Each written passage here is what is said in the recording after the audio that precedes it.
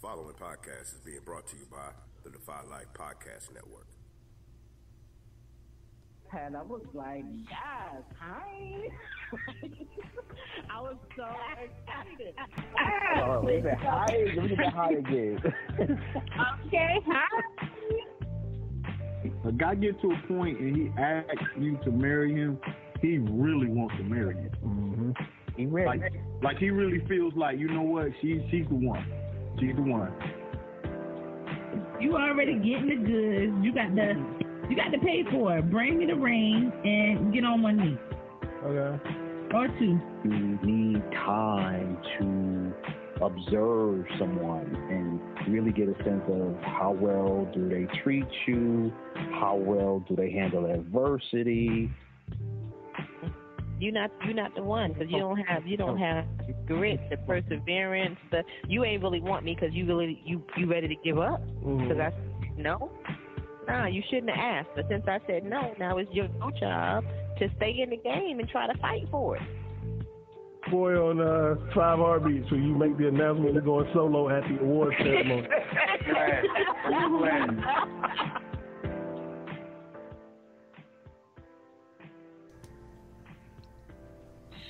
What up, and happy One Eye Shut Day.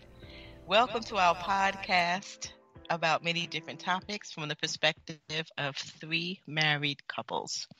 Welcome back, y'all. We are here again tonight, ready to have a great time with you all. Lots of great conversation is to be had tonight. We are going to start off. I'm going to go ahead and start off the word of the day. And I am going to say that I am amazing today. Particularly in this moment, I guess. I wasn't feeling amazing all day.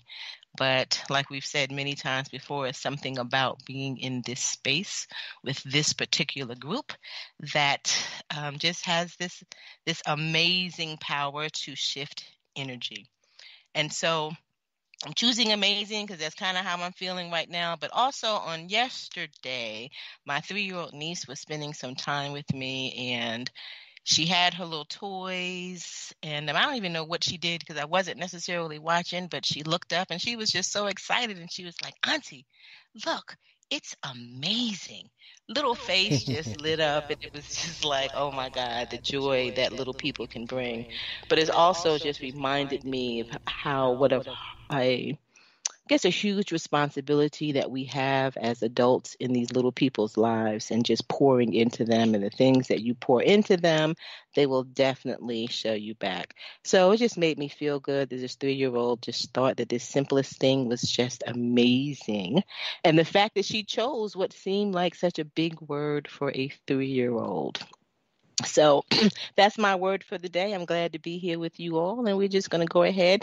Ladine, I'm going to leave you towards the end, right? Because last week you kind of got on me, even though, we do this word of the day every Wednesday.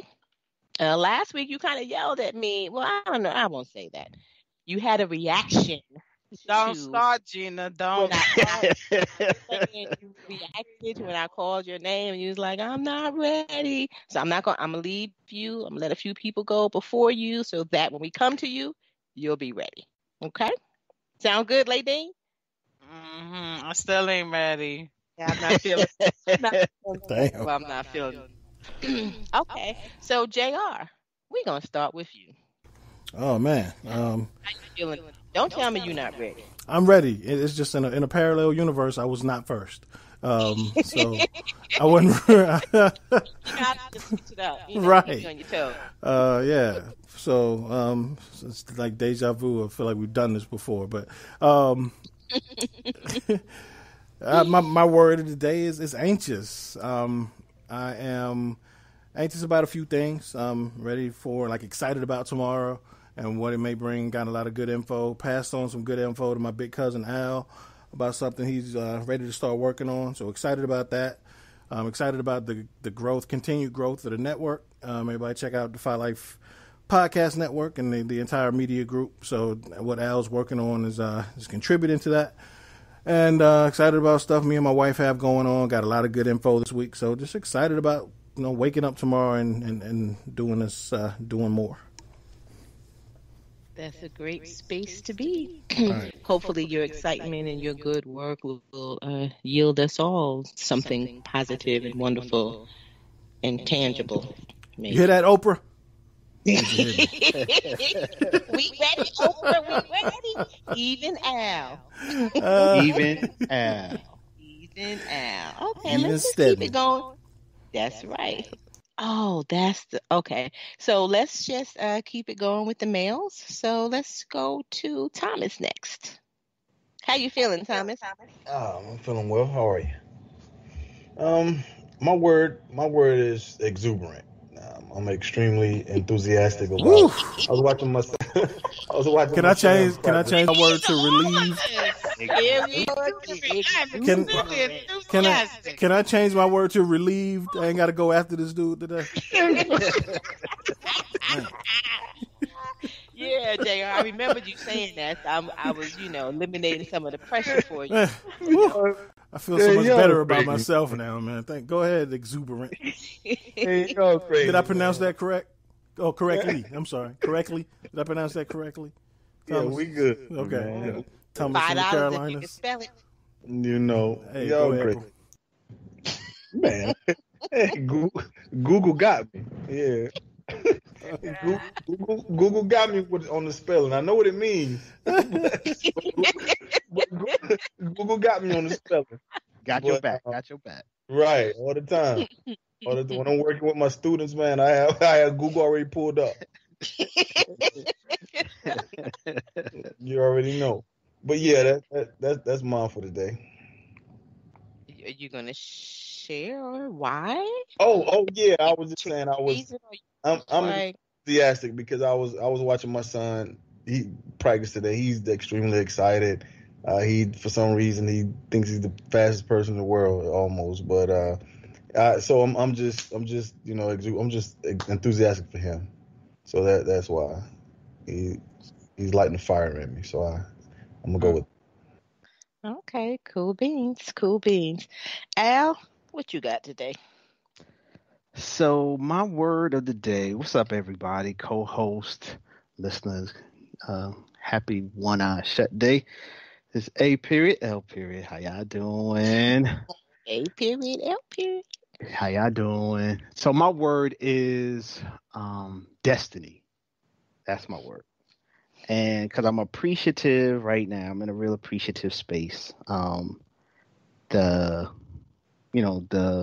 fact that I got a nice text from my daughter today, which was really nice, just talking about how grateful she is in life and dealing with all the COVID stuff that she's seeing in her life and that our family is safe.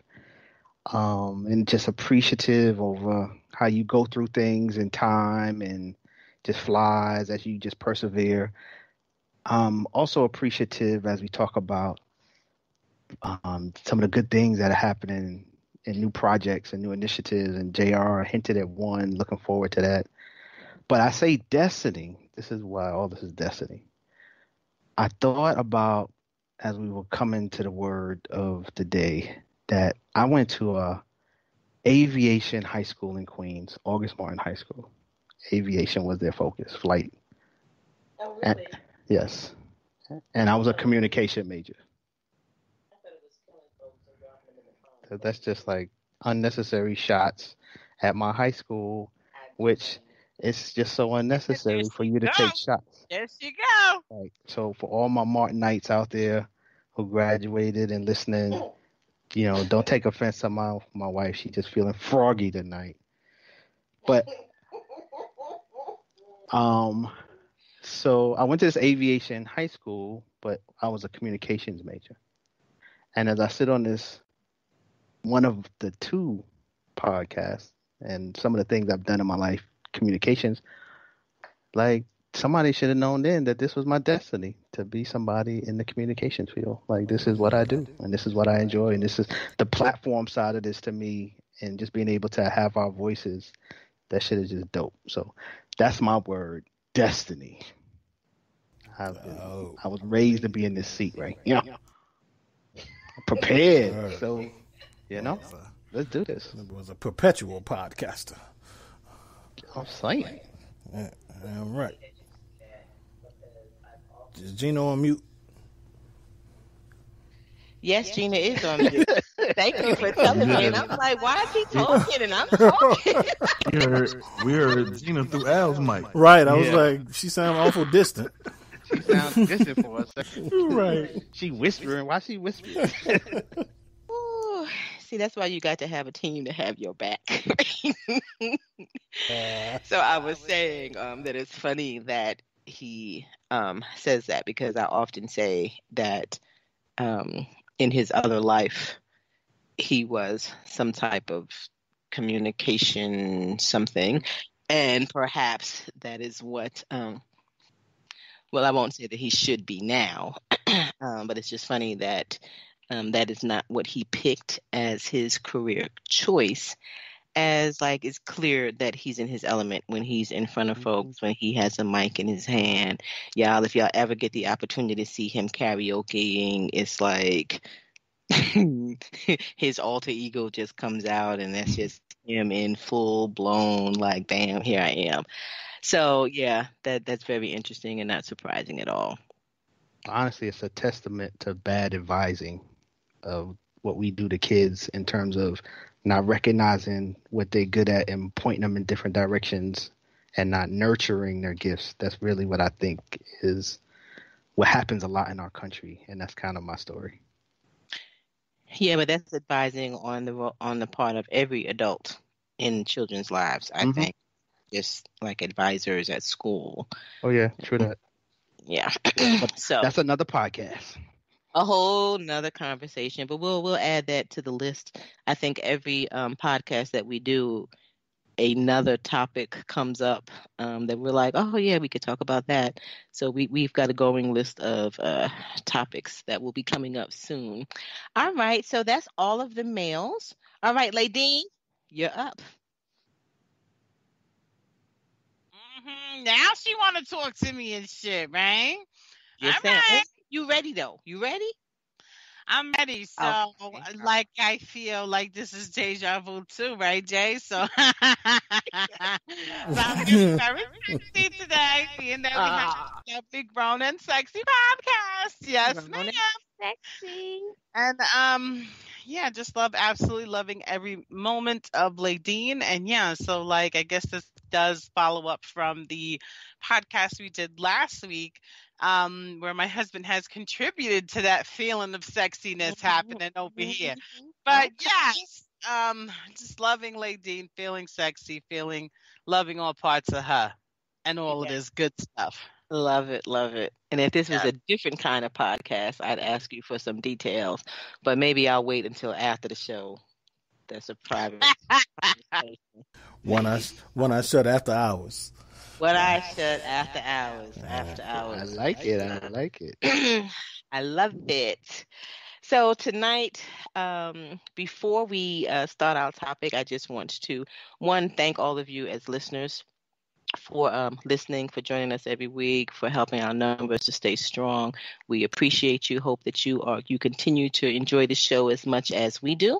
And I also want to give a shout out. Did Chiquita give a word? Or am I bugging? I forgot Keita this time. Look, I'm not playing. What's happening, Gina?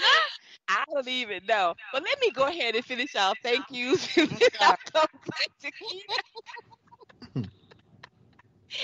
I just want to give a thank you to our patron of the week, Miss Gloria Fluker.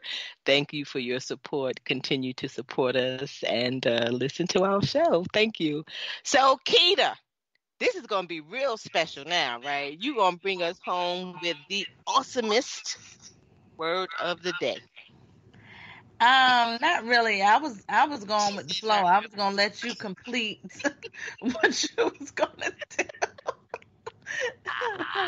I just hope Jay give Thomas a call to make me feel sexy tonight. Also, I'm a little Bones need to wake up around here. I don't know what it is about these Stevens always putting pressure on me, man. The whole household putting pressure on me now. I'm not sure who the pressure is on that one. Is that you, Jay? Is that you, Tom? Well, I got to make the phone call. You got to make the phone call, then you got to get instructions, and then Thomas, you got to make it happen. What are we doing here? Thomas, it sounds like we trying to wake up some bones. I'm a little stiff right about that. She a little stiff. Back to my word of the day. I'm just excited. That's just my word. I'm excited today because I felt a little, not sure of my 13-year-old going to school, but he went to school. He's excited about lunch, all of the above, and he had a good time. So he felt safe. So I feel a little better. So shout out to Carter. That sounds so funny. He's saying he was excited about lunch. Yeah. Well, shout out to Carter. I'm glad he had a successful first day. I hope they don't disappoint him with the lunch tomorrow or the next couple of days. I'm not sure that I've ever really heard a child be excited for school lunch. But hey, it's a cafe. They have a cafe on campus. It's legit. I've seen it. It's solid. I tell you, these kids, this generation, they got. We were talking about that that whole idea the other day with our daughter, and I can't remember what she was saying, but I remember my response being like, y'all are the richest college kids. Like, we didn't have all these luxuries and privileges. And I think it was, I know, we had gone out to dinner and she didn't want to take, I had some chicken left over and she didn't want to take my chicken. And I'm like, well, I thought as a poor college student, I would have loved to have anybody giving me like some real food because I spent way too many nights eating Frosted Flakes and peanut butter and jelly for my dinner. And here we have this young lady's like, nah, I don't need that chicken breast. I probably got some steak at the freezer at the apartment. I'll cook that when I get home. It's like, wow. Okay, cool. So speaking of poor college students, right? That kind of is a decent segue to our topic for tonight. Because it is finances. And so prior to getting on, I did a quick Google search and I looked up like the top reasons for divorce. And I fully expected to see finances at the top of the list because I remember at one point like that was what was being said, like, that was the number one reason for divorce. And so today, while I never saw it as number one, because I looked at a few different articles or sources or whatever, I never saw it as number one, but it never dropped below number 10. So it was always in the top 10. And at the top of the list, in most of the list, was extramarital affairs, which didn't surprise me as one of the top ones, but I really thought it would be like maybe number 2 or 3. So tonight we're going to talk about finances and how difficult or easy it has been in each of our relationships to manage that. What does that look like? Are those hard conversations? Just how do we deal with that financial piece? And so for starters, was that something when you guys got married, were you similar in your thoughts around finances, or were you on opposing sides? Was it a struggle for you all to get on the same page as it relates to finances? Or, I don't know, I'm making an assumption that you are on the same page and maybe you're still not. So let's just start there. Let's start with Ladine and JR. All right, but go ahead. I'm sorry, because you asked the question and all I can hear myself saying. I'm over here like, yeah, we was on the same page. We ain't no shit.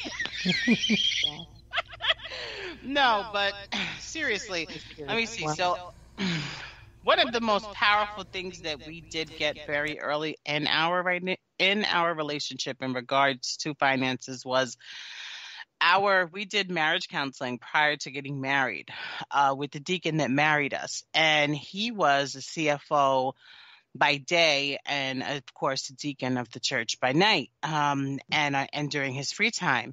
And so he really talked to us and sat us down and said, if you treat your marriage like you would treat your business, or like you would treat a business, or as if your marriage was your business, or, you would, I promise you, you will last longer than if you allow those finances, or if you don't treat your relationship as if it is as important as finances in the home really are. And so it was just his guidance with that was pretty beautiful. So I think we were aware of it, and how important it is in the relationship. But in regards to whether or not we didn't have those tools. We didn't have the tools to know. We weren't taught, really. I know no one ever sat me down and taught me how to, of course, they teach you, how to balance a checkbook, right? I know, well, my parents did. They showed me what the checkbook was like. But as far as being responsible for credit and how much, if you have a credit card, how much should you pay? How much should you not pay? My parents didn't have good credit while I was younger. They got it as they were older, I want to say in their 40s, and after they already filed bankruptcy and they got a divorce and stuff. So no, nobody actually guided me through finances. And so my experience with money was null and void. I would just spend it. If I got it, I spent it. Savings wasn't a plan. None of that was part of the plan. So, Jay, you want to finish that up? Yeah, I do agree that we both came into our marriage pretty blind when it came to financial education. We learned on the fly, which I say about a lot of things. Our kids watch us grow up with them. And we learned on the fly. We learned the hard way with a lot of things. Because, most of the conversations I have with my kids now about money and the things that we instill in them and take action on, I didn't have that from my parents. They just assumed that we'd get it just the way they had to learn it. So it was never, there were certain things, but never really anything intentional. So I didn't know, how credit worked. I didn't know, how, the importance of credit and savings and those things we learn on the fly. And again, I look at our marriage in chapters, and in this chapter, I think that we are a lot more savvy. We're a lot more curious about how things work and how we can better ourselves and better prepare ourselves, better prepare our kids. But yeah, so coming in, it was definitely, just flying by the seat of our pants. And I think we both really looked at it our paychecks at that point. Oh, got paid today? This is how much I got to spend until I get paid again. And it's a mindset. So, a lot of intentional action went into bettering and maturing that mindset. So we're definitely in a better place now, but it's been a rough road getting here.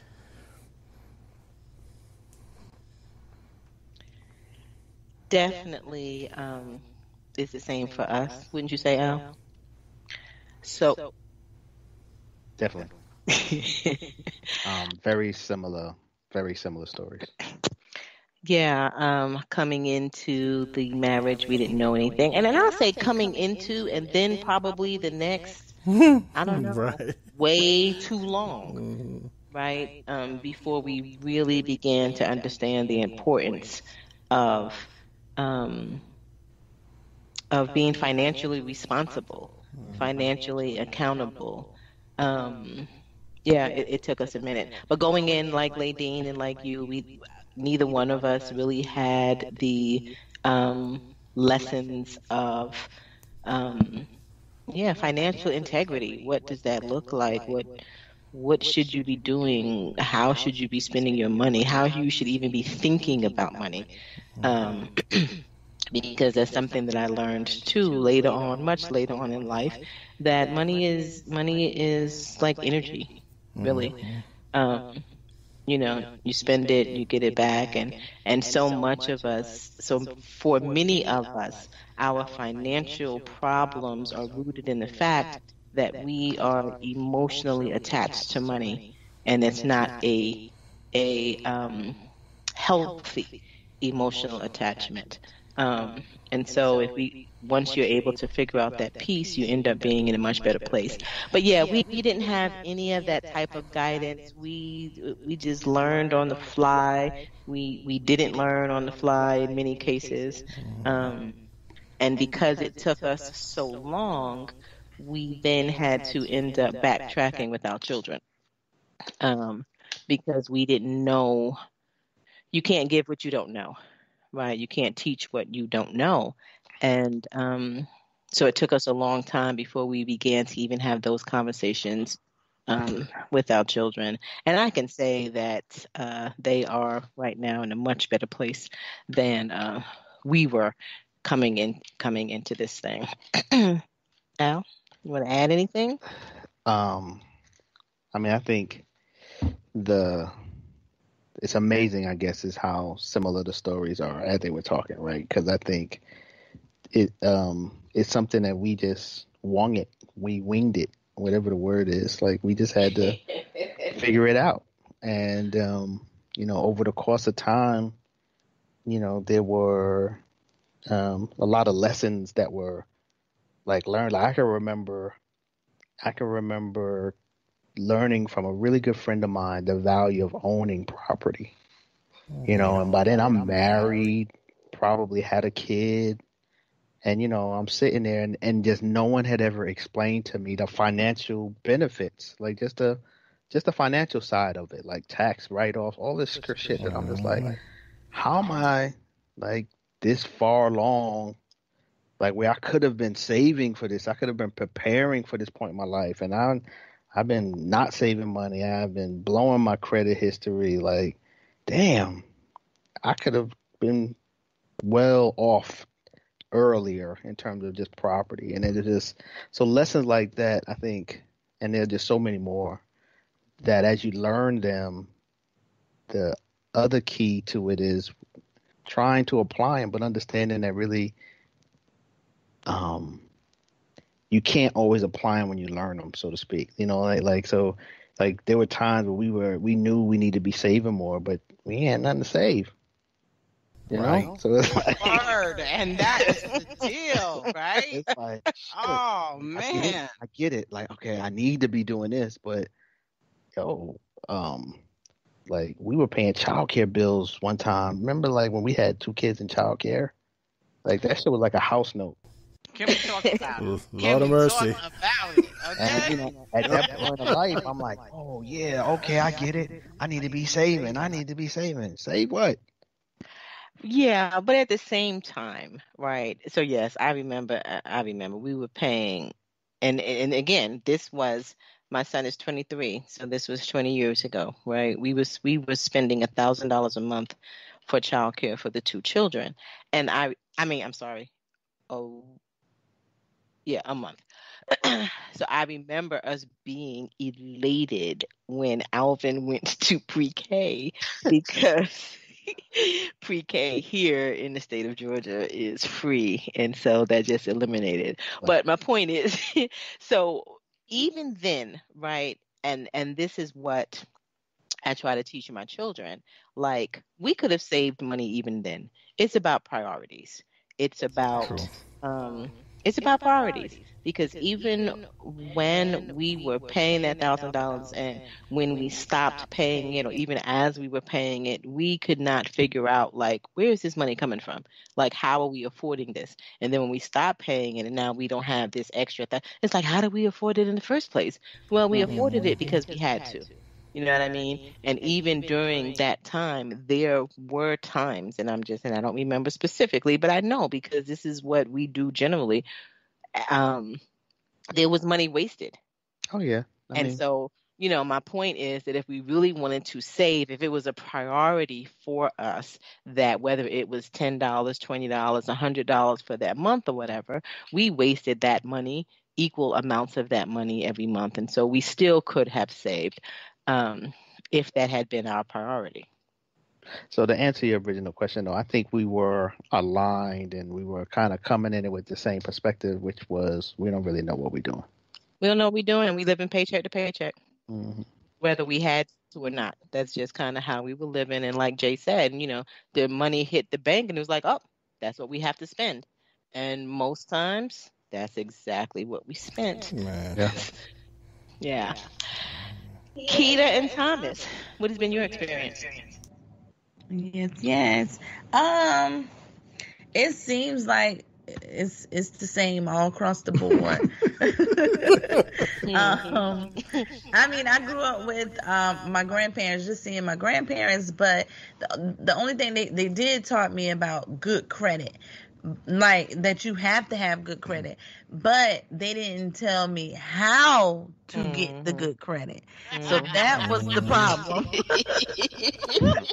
I didn't know how easy you can start to even, get your good credit, or just being on your parents, for them to sign up a credit card under your name to get the good credit. So it's just crazy how I just didn't know how to get that good credit. But, I didn't know anything. Thomas didn't have anything. I didn't have anything. Could you not speak for me? We were broke. We were right out of college. The only thing that we were on the same page is knowing that we had to get an education, but still, we still didn't know what to do. We knew what to do with the education, but we were just thinking just getting a big check. That's it. Nothing else. I hate that we are just finding out how important it is when it comes to like stocks and investing, and because I'm like, damn, well, we done miss all, like now we're looking at stocks and stuff, but as I'm thinking about like my age, I'm like, well, dang, we could have got this when we were this age, and we could have got, so we would have been rich right about now. But yeah, we're like even when it comes to that. Thomas? Yeah, I totally agree, because coming out of college, we're working. I guess we definitely saw eye to eye on bills and getting things paid that had to be paid, because once we moved in together, we had a joint account and we had a separate account. So we had the money that was into the house, and then we had our own, money that we would go out and just spend frivolously, whatever we wanted to do with it. So, and I know, man, I was really jacked up, and they were just handing out cards in college. And before I even left to go to college, I probably had about 2 light bills and cable bills in my name already from Mom Dukes. So, my credit score was already on a tailwind, so of course that's how it goes. And then I know I had a huge sneaker problem, because I was a sneaker head. Like I probably had about 200 pair of sneakers. So that's, wow. I think, right. Oh, I cut that short real quick. No, I evolved.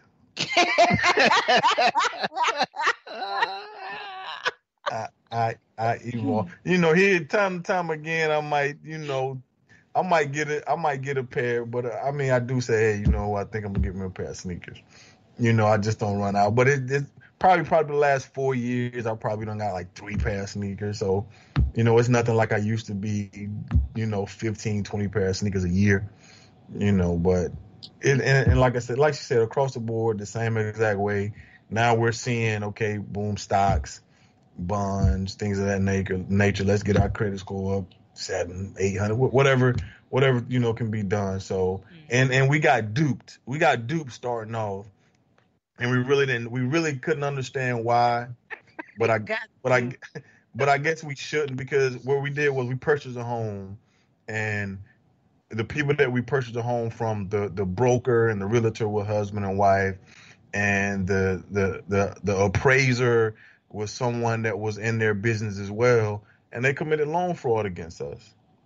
So what we probably got a house that was worth $70K, and it was, we ended up paying like $115 for it. So we went to get refinanced and things of that nature, and they were like, hey, we can't do nothing with this. Your house is, worth $75K, and you paying this and that. We can't do anything with that. So long story short, it was loan fraud, and they were in together, but they ended up getting us straight. That the bank wiped us clean because it was fraud. But if we knew anything about anything, then they really could have been a free home for us. Because of the things the acts that they committed. So, but we're learning now, step by step, brick by brick. Young and dumb. Yeah, young and dumb, and really, I think that some of this is cultural. I agree. Just culturally, we are not known for being able to pass on that type of education and wisdom. Some of it is because we don't know it. A lot of it is because we don't know, right? And some of it is, we are our families, for some of us, were just trying to make it, right? And it was about, that's what you did. You went to work and you paid your bills.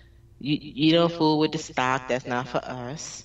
You don't worry about this. And so I do remember my parents talking about saving, but like you too, Kita, there were no guidelines, no parameters, no, just save, right? And so it's like, oh, okay, what does that really mean? And when the conversation is that short around anything, right, we kind of glean from that the weight of its importance.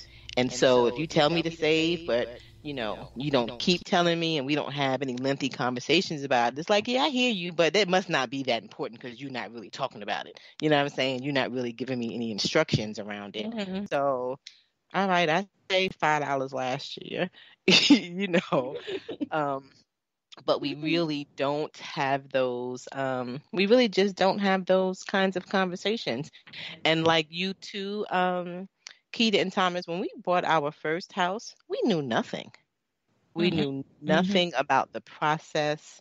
We knew nothing about what we should be doing going in. I think we took most of our advice from the realtor that we had. Right. And I don't even remember. He was a I think he was a referral from somebody, but it's not like we knew him personally that we should have been trusting him. But, like you said, we were young and dumb and didn't really know. And so if he said this was good, it's like, oh, okay, it must be. It worked out, that he was pretty much on the up and up as far as we know.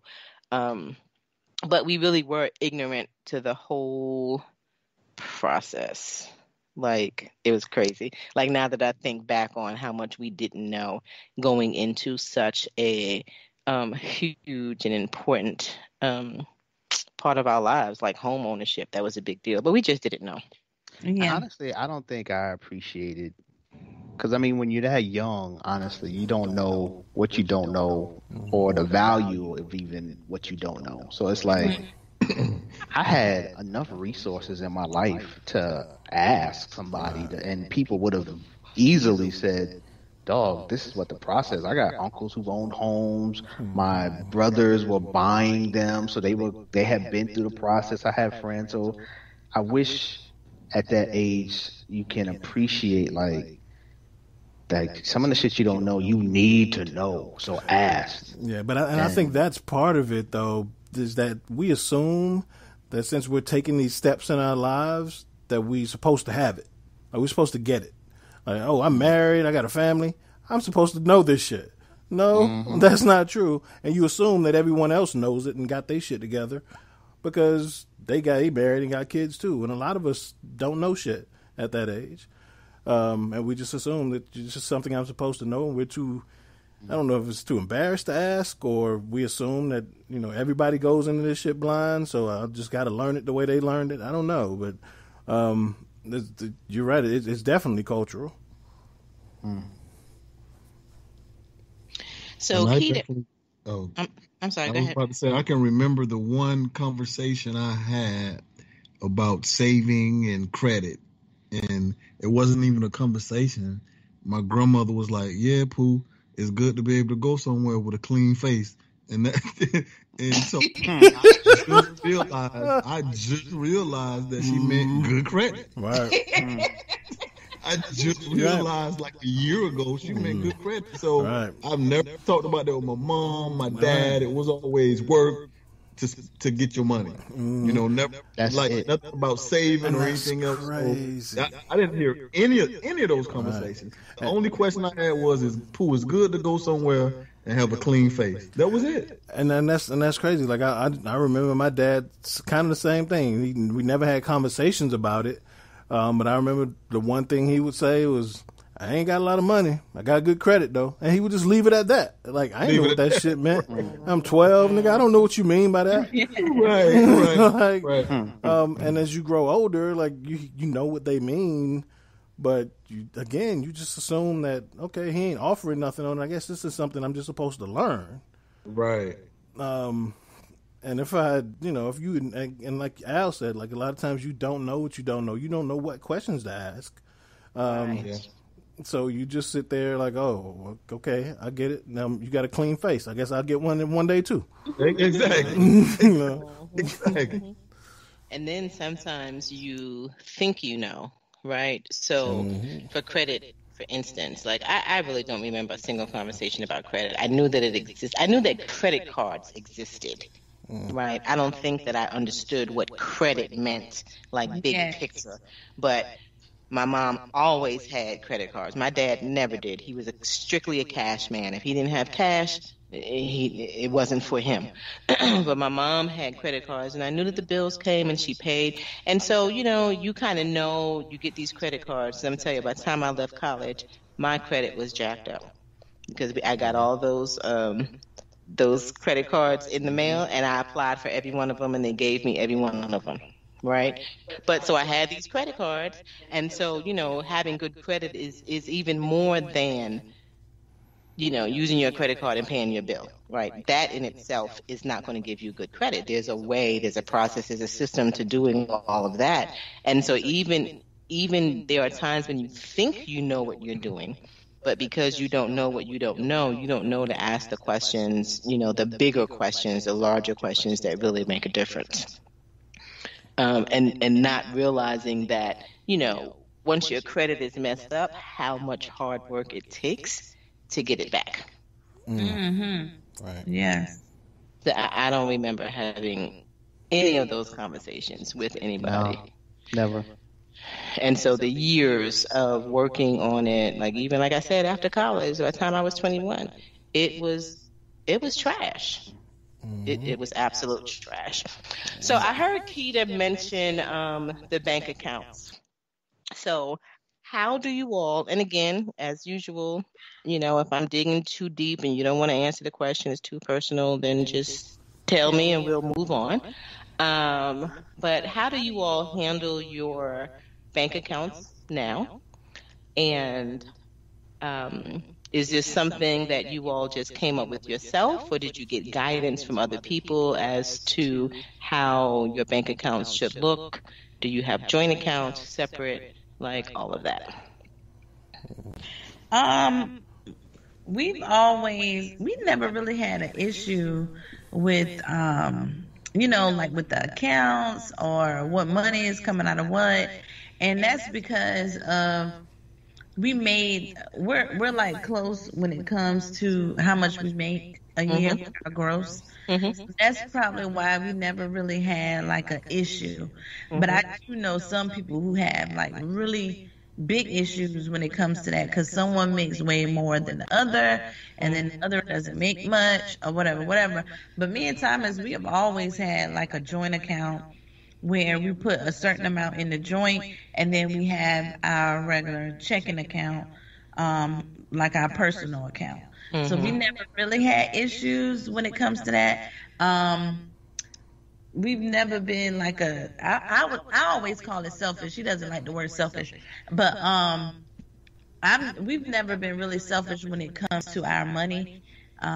Whatever is his is mine. I know what's in there. I have all the codes, blah blah blah. Kind of thing.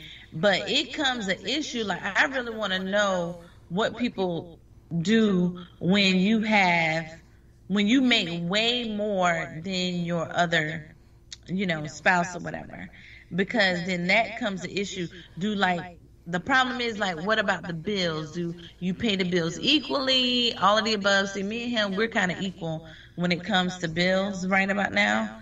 And that's because we're close to the same amount of how much we make. So, yeah. Okay. Thomas, did you want to add anything, or? No, that was pretty much.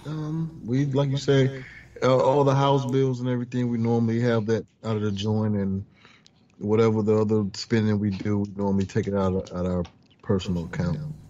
And then I feel like if I start making way more than Thomas, eventually, I would feel like I have to give a way more of a percentage than he would give.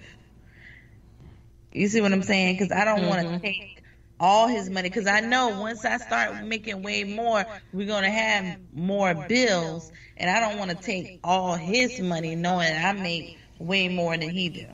Mm-hmm. You got a job offer or something? No money. You know something I don't know? What are we doing here? Breaking news. Right. She just spilled the beans. That was really the secret she had going on. I was over here like, damn, Chiquita got plans. Like Carter got plans for that lunch. Chiquita about to get it. Sis, let me hold some. I'm like, what's going on? It's coming. I was like, good. I was over like, good for y'all. I'm happy for them. Right, no doubt. I'm happy for them. You about to get it like that? Ain't nothing like being told you're getting ready to have a come up. Like, hey, I can only imagine. Only imagine. I don't know how it feels, but I can only imagine. So for us, I think honestly, it's been mutual from the beginning.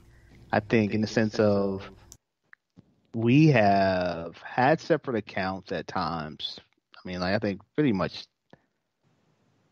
because we've had credit union accounts like that. But I think the central part of our financial system has always been a joint account that we just put money in and pay the bills. And it hasn't really been much of a, like, I guess, and I come from a house with a single mother, and so I didn't really see the joint. I didn't get any guidance, even though she didn't give me any guidance or anything else either. So even if my father wasn't around, probably wouldn't have learned anything. But I definitely came into a marriage, no idea of any awareness of what other people do, is my point. So we just said, you know what? Listen, my money's your money, your money, our money. It's just about us making money to really support our family and what we want to do in life. And then I think as we've made more money and got a little older, we've, I guess, acquired more accounts and been able to, I guess, have more flexibility and freedom to kind of do what you want to do with your little money that you stash. Because we always have a stash. Right, you always got to have a stash. But you, just me. You're not supposed to have a stash. I got a stash too. But because it's just a a we thing. And I think that probably, I guess, that carelessness in the sense of no real system and no plan and no thought is, just the theme of all of this. But we were just, look, who offering accounts with no fees? Okay, let's open one. Let's make it a joint one. Your check goes in there, my check goes in there, and we'll just start drawing out money when we got to pay bills. It was just really that much thought we put into the whole idea, and that just speaks to so much of our financial history. Yeah. And so we tried different things at different times. There was a time where we had we've always, like he said, we've always had a joint account. But then we had a separate account. Each of us had our own for whatever. And then we also tried to also have individual savings accounts. And so that worked when it worked. It didn't when it didn't. There were many, many times where we at least felt or believed that we didn't have enough money to spread it across all 5 accounts. And so we often just prioritize, as you should in some regards, just paying our bills and making sure that we, had that taken care of. And the extra, we would just spend. Or, when the savings thing went out the window, we would just spend. But one of the things that we did, Keita, to answer your question, one of the ways that we dealt with the variance in the amount of money that we've made for our spending money, we would do percentages. So whoever made the most, it was always Al. Al typically makes more money than me. So it would be just, instead of a dollar amount, we would put away a percentage so that it was equal. So it was 20% of his check. He would put aside 20% of my check. And so mine would be less, of course, because I made less money, but that just kind of made it more fair, just to do the percentages. And he paid more bills just because, well, in our system, how we work, like, as the male, that's just kind of what he does. And so between those two things, him making more money and him being the primary person, the primary provider, he would pay more bills. And so now, and we both always, I have a stash, Al has a stash. Al always has, he is a better saver than I am. He has better spending habits, or less spending desires. That's really what it is. I like to buy stuff and he doesn't necessarily like to or need to or whatever. So he does a better job at holding on to money than I do. And I know that, like, he always has money and he thinks that I don't know that he has stashes, in other places, but I know he does. And I'm going to be honest, I typically don't know how much. And we each have our separate bank account. We don't necessarily know the codes. But anytime either of us ask, there's never a problem of getting in. And I have people that have said to me, that's just the craziest thing. How do you not, And for me, I guess it's a trust issue. I'm okay with it. Our history, he has shown me that, he does the right thing. Or if he doesn't, I don't know about it. And until I know, like, that he's doing things that I would not agree with this money that he has, then it becomes an issue. But until then, I believe that he is supporting us in the ways that he needs to. So, what about you, JR and Ladine? How do you guys do your bank accounts? Well, it's just crazy. We've always had separate accounts. Until recently, we just started a joint account. But we've always had separate accounts. We'd always have the conversation. who's going to pay what, and if something needs to be adjusted, we'll adjust. We have pretty frequent conversations on that. I've always made more money than her, so that's always taken into account. And sometimes that, varies more than others, so we'll adjust if need be. But, and just how we're wired differently as far as spending habits and like money wise, like like you said, like Al, I don't have a lot of like spending desires. My wife loves to spend money, regardless of what it's on. But she's an impulsive spender. So if she sees something, excuse me, saying I love to spend money was good enough. There's a difference in that and being an impulsive spender, right? And I went deeper on that because I love to buy things too, but it's something I have to be like dedicated towards. You get what I'm saying? So if it's like if it's a car that I want and I'm like, oh shit, I got to save up for this. I'd love to spend that because it's something I want, but that's not an impulse. It's something that I have to save up for and go do it, as opposed to being an impulse buyer when you just see something, you have to have it right then. So that's the difference. But that's always worked for us is just having that conversation. And again, when we had it to spend or we had it to save, it always worked. But especially early in our marriage. Shit, we ain't have it to save. We were just trying to figure out, okay, what can we not pay this week or not pay this month so we could pay this month. So just trying to figure out a way to get by. Again, those ways that we were taught and to get by. But we until recently we just started a joint account. But that's just how it's always worked for us. Go ahead. Yeah, I would agree that we were on the same.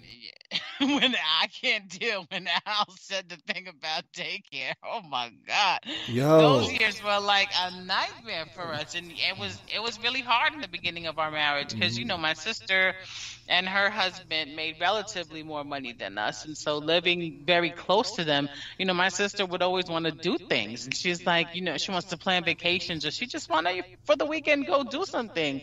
Well, boo, I don't got it right now. So, I love you, and I would love to do that, but I cannot do that right now. Okay. And they were further along in their marriage than we were. Like, by the time we got married, they were, they'd been married 10 years and had a 15-year-old son. Like, they were further along in their journey than we were. Right. So it's hard to, and that's another thing that we learned along the way was learning how to say no.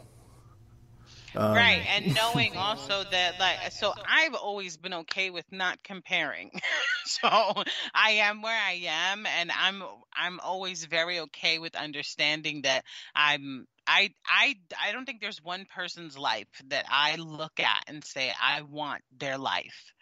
I'm just not that person, because I'm not a grass is greener on the other side believer. So I'm very clear that everybody has their own demons and stuff. So for me, I'm very okay where we are in whatever part of the journey that we're in. There was just a very long period of time where we just didn't have it. We didn't make enough.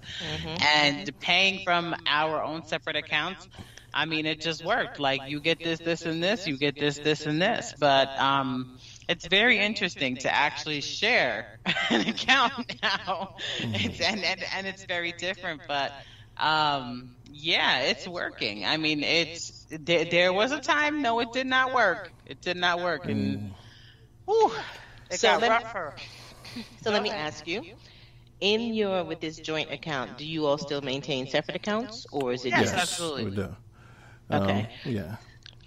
So in your minds, Ladine, you just mentioned that it didn't work before, and now what is the difference? Like, what do you think is the difference for both of you, or either of you, that makes it that it can work now, but not 5 years ago? Or...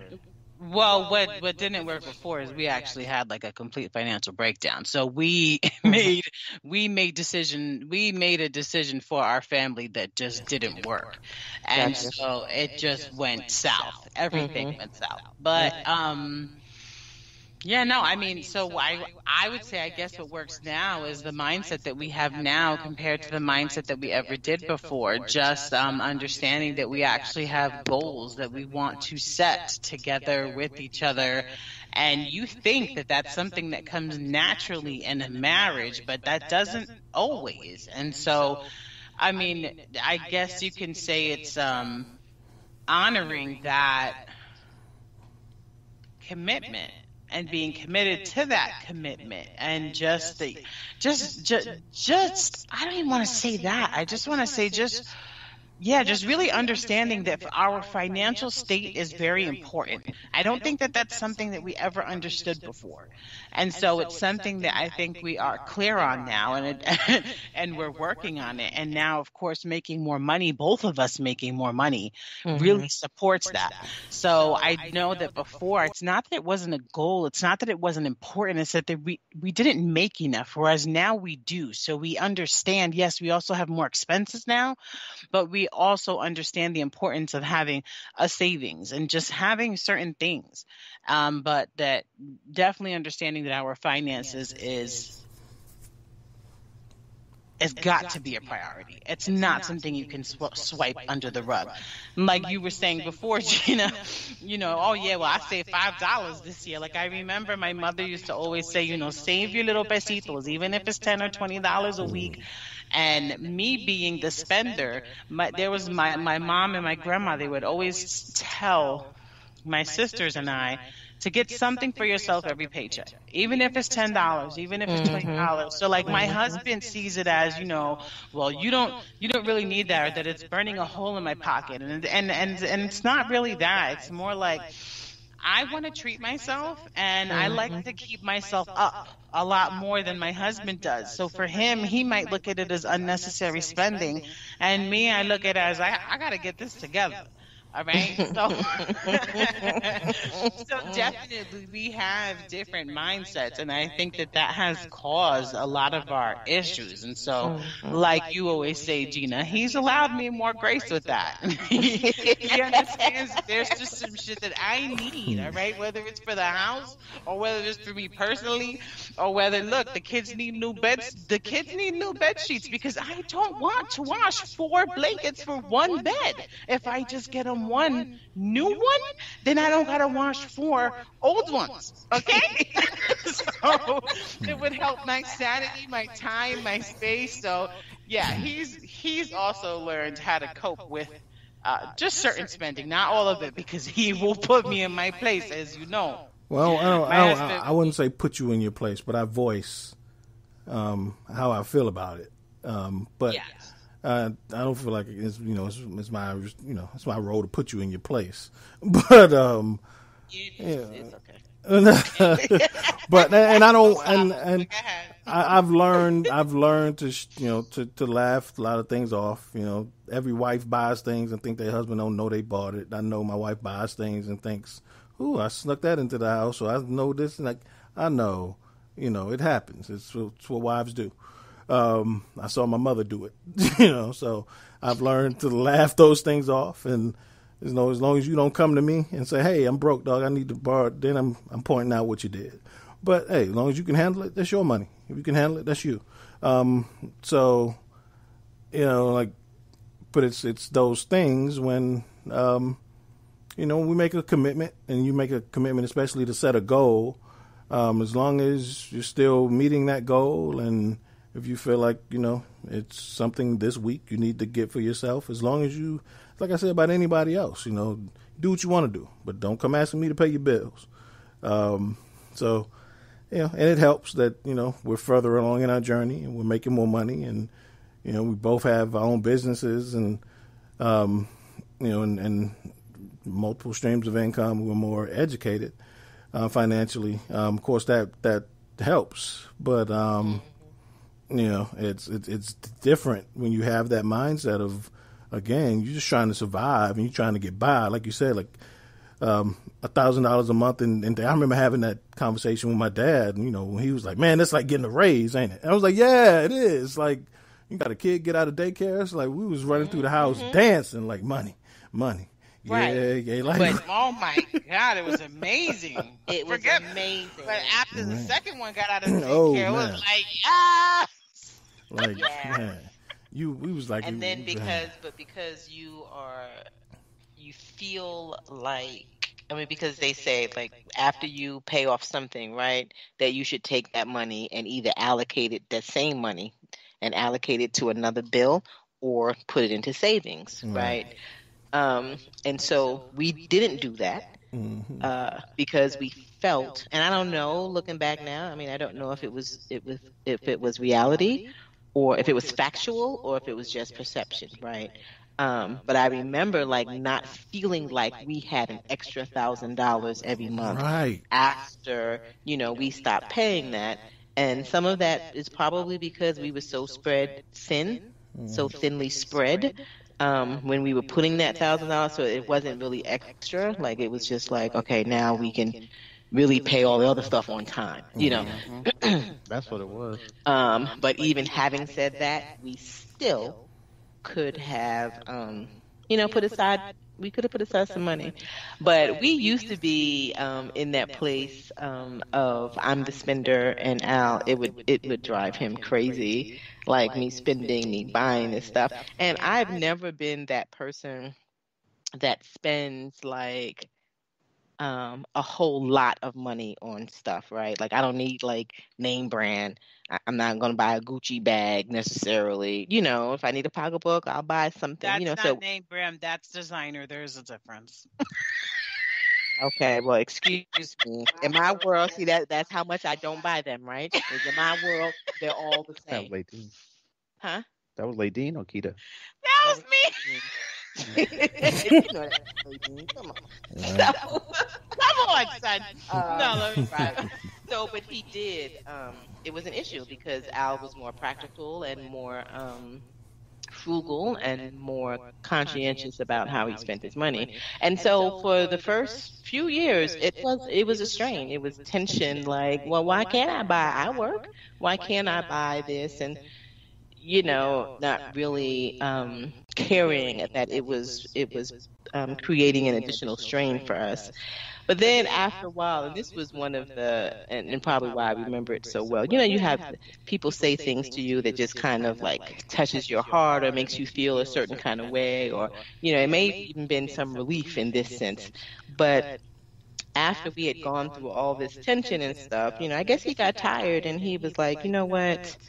I'm not going to keep fighting you on this. Like, I get that this is who you are and this is something that you're probably not going to stop doing because it's so much a part of who you are. And so I realized that what I need to do is just make more money and stop harassing you about the amount of money that you spend. And I was like, yes! I was about to have a stroke. That's what I'm like, I'm talking about that. He gonna stop looking at the bank account. He's gonna stop asking me.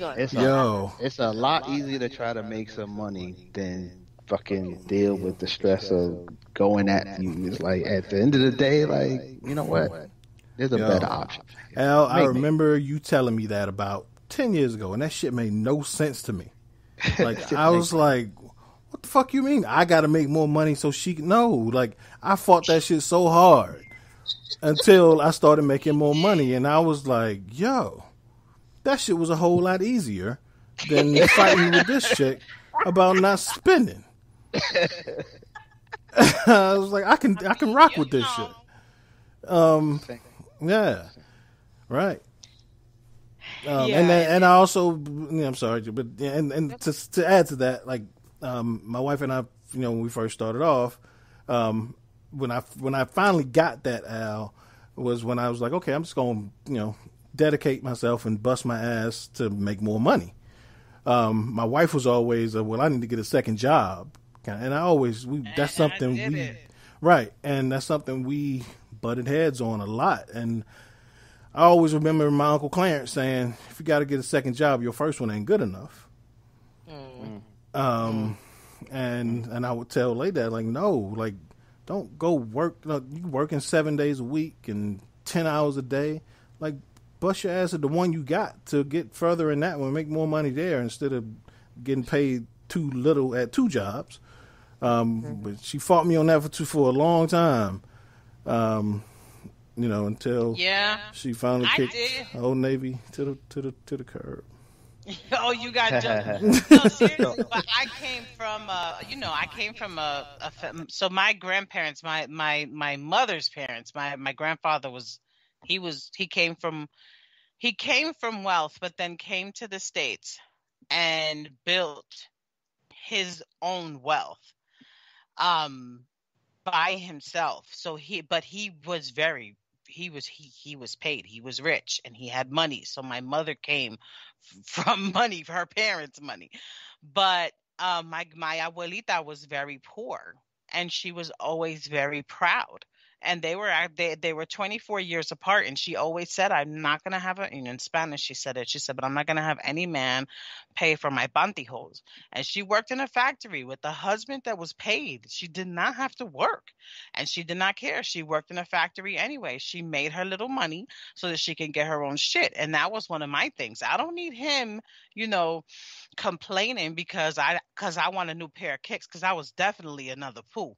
And I still need some fresh ones, and I'm gonna find them on sale, and I'm gonna find a deal. But I need to look fresh, and my feet. And it's not even I need to look fresh. I just have a thing with feet. I need my feet to be right. I need my kids' feet to be right. I need my husband's feet to be right.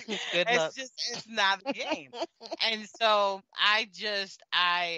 but I don't need him complaining about me needing to keep myself right. So I would always have a second job or a side hustle or something to make sure, like, look, bills is paid, but I still need some shit. And that is also where that came from, because I wanted to be able to spend, or I needed to spend because I needed shit in my eyes. So yeah. So I do have a reflective question to kind of help wrap up the show. If you could sit you and your spouse down, like the wedding day, and give both of y'all advice. So I'm asking each of us to answer this question. So like, you're talking to the group, to the couple. What advice would you give the newly married couple, knowing what you know now? What advice would you give that couple on their wedding night? Mine. Oh, go ahead. No, I was just gonna say I don't even know, because I don't. Shit. Well, how about you go last? Right. Would be the same. No, I say that because I don't know if we would be the same people now if we didn't go through that shit. And I think that all of the shit that has occurred is a part of it. And I think that brings a substance, and it allows you to be able to move forward, because we obviously needed to hit ourselves in the head a couple of times in order to get here. And I think that, I know we've had those conversations with people. I know people probably did give us that intuition. And I know you're talking about, like, if we were looking in the mirror at that newly married couple that was ourselves. But at the same time, I don't know. I just don't think that it wasn't time at that time for it to resonate. So yeah. That's your answer? That's my answer. That's her answer. then we're going to go to your husband again. Let him give an answer. So you can't Froggy just like it's just not, maybe not the second week, but maybe 2 out of 3 weeks you've been poo-pooing on my questions. Like, I throw a question out there, and I'm like, every time I ask a question, I'm asking a question. He said, "Stop poo-pooing on right. his question." Get your knee off his neck, nigga. All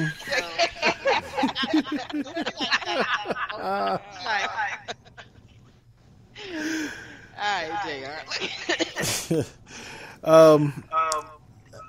Mine would be. Oh, I'm echoing somewhere. Is that? I don't know. I'm echoing somebody's mic.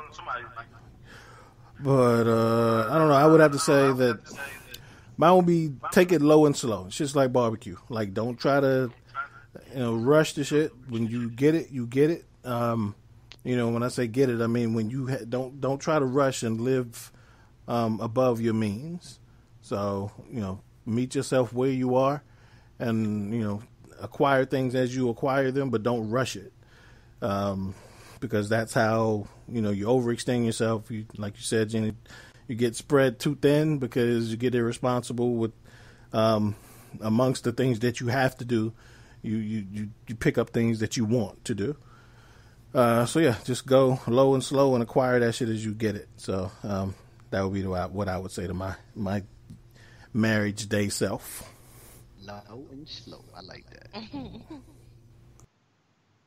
How about you, Gina? What would you say to us? What would I say to us?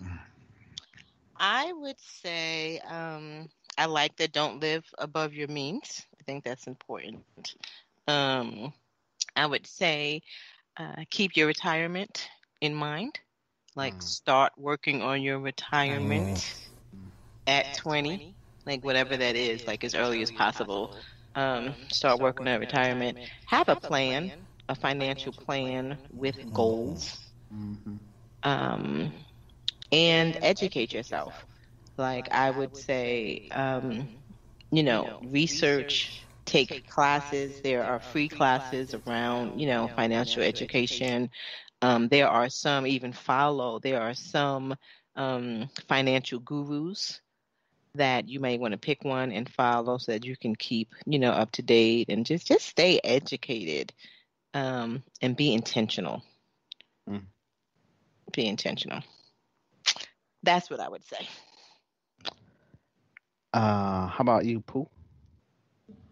I guess I would say for the most part, when you guys when you're at the place where you want to go house hunting, get the house that you want. Because what we did was we listened to other people saying, you know what, that's a good house. Go ahead, it's good for a starter home and this that. Nah, because my thing was I wanted a 2-car garage. I wanted it, and I wanted a basement. I wanted a pool, but I could compromise on some things. But I know I wanted a place for a man cave, right? So I compromised on that, and I said, you know what, I'll get it when we buy our next home. And shit, that been 10 years ago. I don't have that shit yet. So now I would definitely tell myself, hey, you know what, get what you want. If you want that man cave, don't settle. Because if I wouldn't have settled, we wouldn't have got duped the way we did. Because the people did, they owned that house. They didn't own the other house. So, and we looked at a few, and I always think about that as well. I always think about I drew my line in the sand and I shouldn't have went across it. So, yeah, that's what I definitely tell myself. Gotcha. Yeah. Keita, what would you say to y'all? I like the fact that what Gina said about writing down goals. That should have been like day one. What we should have done is like write down some goals, and then I would say put myself in a better circle. Wow. Because at the time I was. You got the church saying amen. Right. You got the what? You got the church saying amen in that one. Absolutely. That's important. Yeah, that was solid. Yeah, because I feel like if we weren't getting it from family as far as giving us advice, then I know if we had to pick more advanced or like a circle that had things going for themselves, at least just that one person, things would have probably worked out better. Yeah, someone that been there, I guess. I don't know. Yeah, that was a good one. Yeah, that was on point. I thought you shot at me at first. I was like, what? Like, what? Then I had to think, oh yeah, you're telling this to the newlywed us. So I had to think about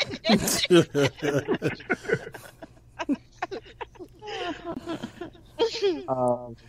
All of those was great. Like really, really, really things I'd like to have known back then. I think I would want to tell us to invest wisely and early. Mm-hmm. Like, think long term, and at that age, best time to think long term. And, Kita, you hit it on the point in the sense of so many things that we had did like in our 20s, mid-20s, early 20s. Man, by now, 20 years later, please. Mm-hmm. Whole nother financial situation, and those people who did are, I think I would have shared the idea of cycles, economic cycles, in terms of when to invest and when to sell and stuff like that. Like, knowing that our economy goes in cycles, so like now is a great time to be taking advantage of opportunities because we are in a bad economy. So that's when you want to take advantage of economic opportunities, not when the economy is going great. That's when you want to be a seller. Now is when you want to buy stuff because you want to get it at lower cost and stuff like that. So I think that would be good. Then I think I don't know, but I'm looking. I got my eyes out. I don't know. I'm buying some Goodyear stock tomorrow, though. I know that much. Are you really? Yeah. Y'all see what Goodyear did? No, what did Goodyear do?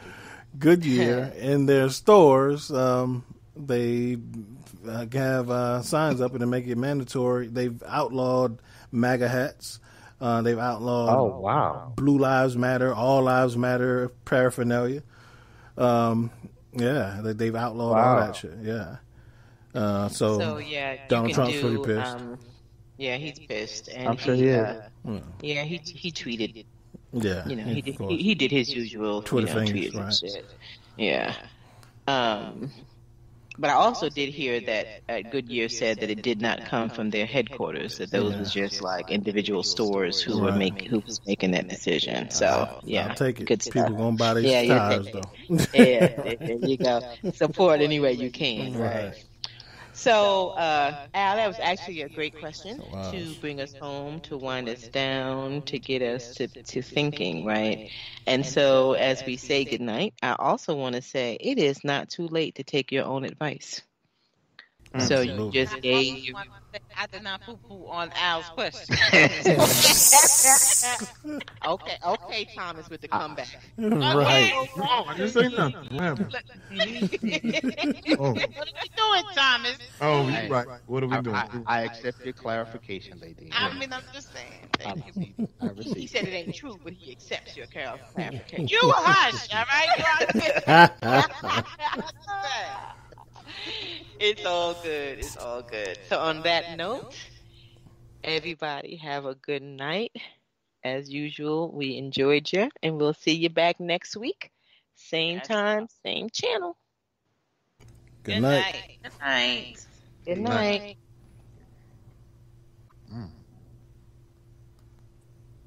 We're told that greatness is exceptional when it should be expected.